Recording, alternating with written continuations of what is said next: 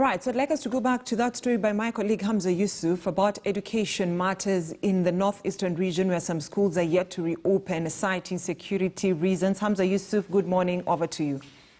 Well, the gap is quite huge. Northeastern schools or schools in Northeastern need more than 5,000 teachers to fill the gap. Yesterday, we traveled outskirts of Garissa. We managed to visit Kamode Primary School, one of the schools which its teachers were attacked last year by Somali-based militant Al-Shabaab. 3 teachers were killed that day. And right now, the only person who is running the school is Mr. Abdi Nasir, the school principal, the only teacher who was employed by TSC. He's being assisted or is being helped by untrained teachers, students who finished Form 4, but they are also locals from Kamode.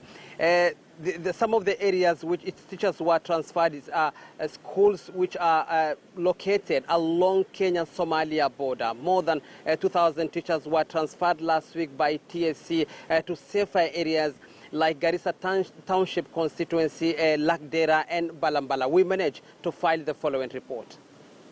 Day 6 of learning since school reopened, and pupils of Jaribo Primary School in Garissa are preparing for their classes.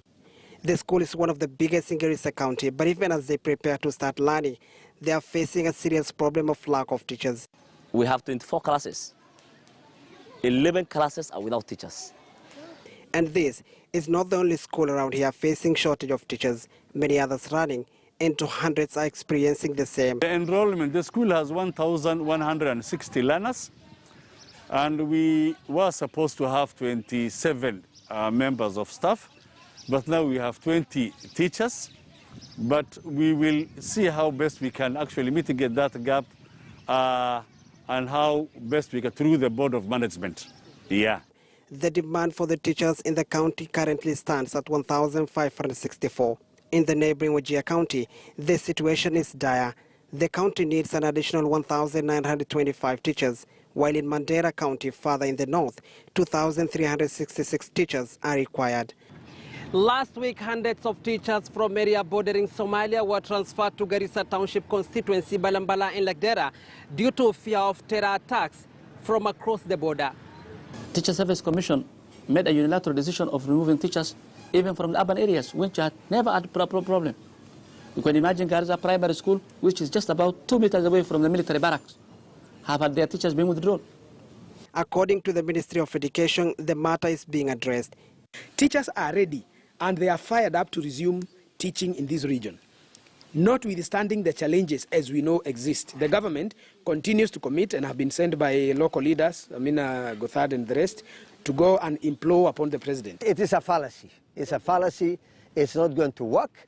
I think the best way out is let them form a pastoralist educational authority which will employ its teachers.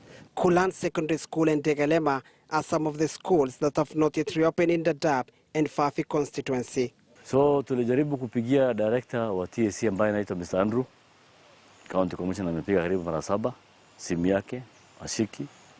Mimi nikapiga karibu mara 5, hashiki. Naye akapiga karibu mara 6, hashiki. Sasa inaonekana TSC imechukua kazi ambayo sio yake.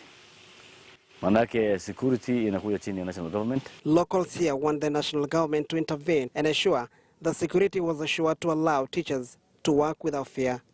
Hamza Yusuf, KTN News, Garissa.